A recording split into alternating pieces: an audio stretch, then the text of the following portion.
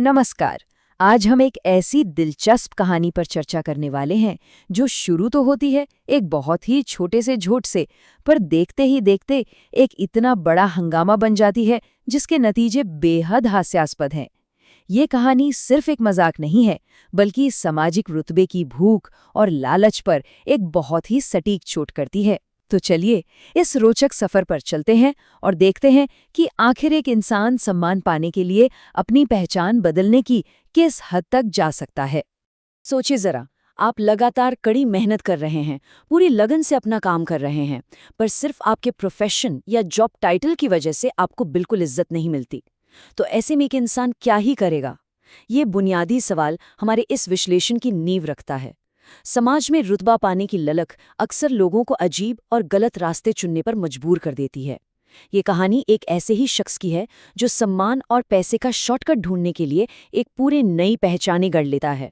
तो चलिए इस धोखे की शुरुआत कहाँ से होती है ये देखते हैं। मिलते हैं हमारे कहानी के मुख्य किरदार परम से। स्क्रीन पर देखिए, इस तुलना से परम की असली परेशानी बिल्कुल साफ हो जाती है। एक तरफ परम का असली जीवन है। वो पेशे से एक नाई है जो स्थानीय पंडित के लिए सारा काम करता है। उसे सारे मंत्र आते हैं, पर लोग उसे सम्मान देने के बजाय नाई का बेटा कहकर उसकी हंसी उड़ाते हैं। और दूसरी तरफ पंडित जी की लाइफ देखिए।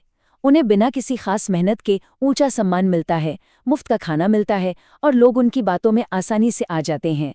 जमीन आसमान के इस फर्क ने परम को इतना आहत किया कि उसने अपना सब कुछ छोड़कर एक झूठी पहचान अपनाने का बड़ा फैसला कर लिया। अब परम निकल पड़ता है एक नए गांव की तरफ। नया गांव और पूरा नया नाटक।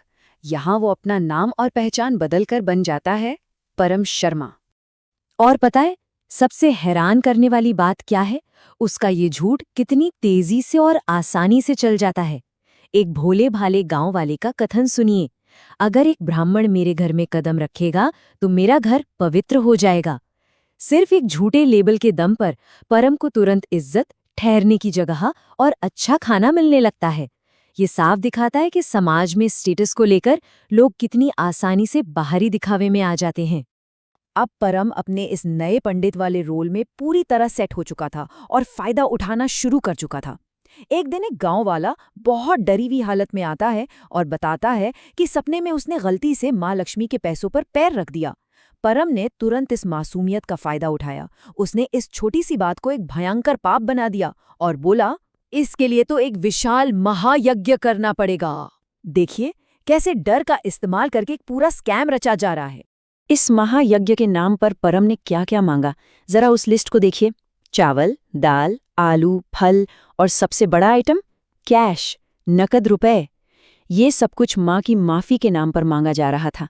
वो इंसान जो कभी सिर्फ बेसिक सम्मान चाहता था, अब लालच में इतना अंधा हो चुका है कि पूरी तरह से एक ठग बन गया है। लेकिन लालच यहाँ कहाँ रुकने वाला था। बात सिर्फ खाने और पैसों से आगे बढ़कर अब सीधा शादी और दहेज तक पहुँच जाती है।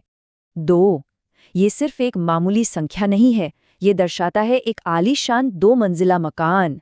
गांव का एक बहुत अमीर आदमी जो अपनी बेटी अरुणा की शादी के लिए परेशान था, वो हमारे इस फर्जी पंडित के पास आता है और परम सीधा एक 2 मंजिला मकान दहेज में मांग लेता है।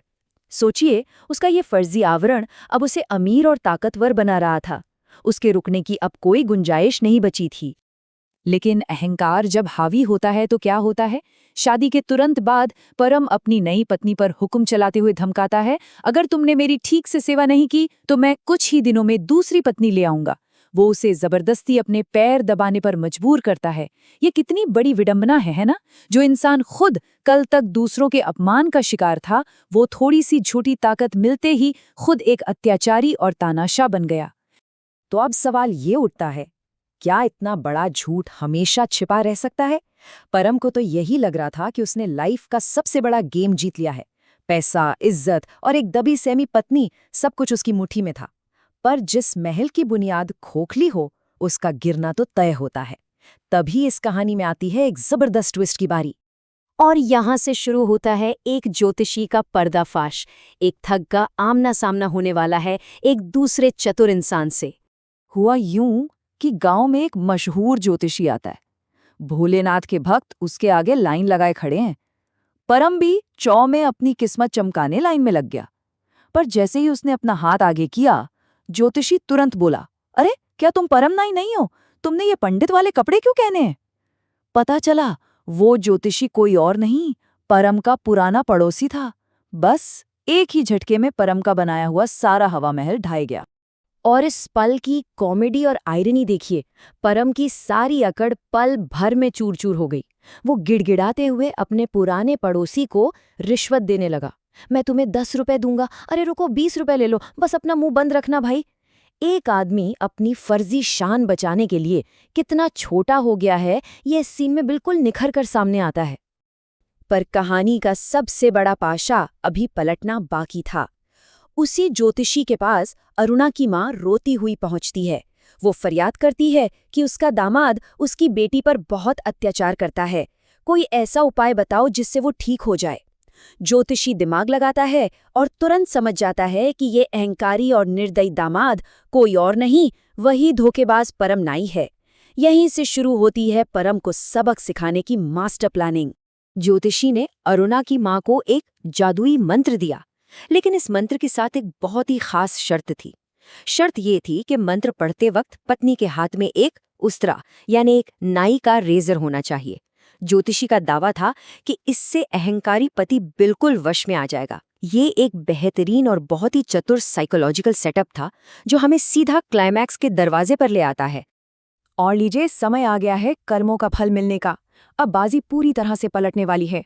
जैसे ही परम घर में घुसा और अपनी आदत के मुताबिक चिल्लाकर चाय और पैर दबाने का हुक्म दिया, अरुणा उसके सामने उस्तरा लेकर खड़ी हो गई और उसने वो मंत्र पढ़ा, नाई का बेटा ब्राह्मण बनकर छिपा है, वो सबसे बड़ा झूठा है। दोस्तों, दरअसल ये कोई जादू टोना नहीं था, ये सिर्फ एक कड़वा सच था जो ज्योतिषी ने अरुणा तक पहुंचा दिया था। परम के दिमाग के फ्यूज उड़ गए, उसकी फर्जी पहचान उसकी आंखों के सामने चूर चूर हो गई। उसके बाद परम का जो हाल हुआ, जरा वो पॉइंट्स देखिए।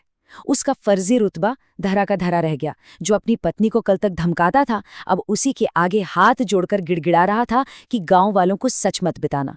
सबसे ज्यादा मजेदार बात तो ये है कि वो अपने ही पेशे के उस तरह से डर गया। और नतीजा क्या निकला? वो इंसान जो आते ही पैर दबाने की मांग करता था, अब दिन रात खुद घर के सारे काम करता है और अपनी पत्नी के पैर दबाता है। कर्मा ने पूरा सर्कल कंप्लीट कर लिया था। तो इस पूरे विश्लेषण को समाप्त करते हुए एक आखिरी सवाल पर थोड़ा विचार करते हैं। परम अपमान से भाग निकला था, पर धोखे के रास्ते पर चलकर वो खुद अपने ही झूठ का नौकर बनकर रह गया। जब इंसान अपनी असलियत छिपाकर कुछ और बनने का नाटक करता है, तो उसकी साइकोलॉजिकल कीमत बहुत भारी पड़ती है। ये हास्यास्पद कहानी एक बहुत बड़ा सबक छोड़ जाती है कि जिंदगी में लिए गए गलत शॉर्टकट्स और झूठ कभी ना कभी आपसे अपना हिसाब बराबर कर ही लेते हैं। उम्मीद है धोखे और कर्मा की इस रोचक चर्चा में आपको बहुत कुछ सोचने पर मजबूर किया होगा। ऐसे ही मजेदार विषयों और कहानियों की गहराई में हम आगे भी उतरते रहेंगे।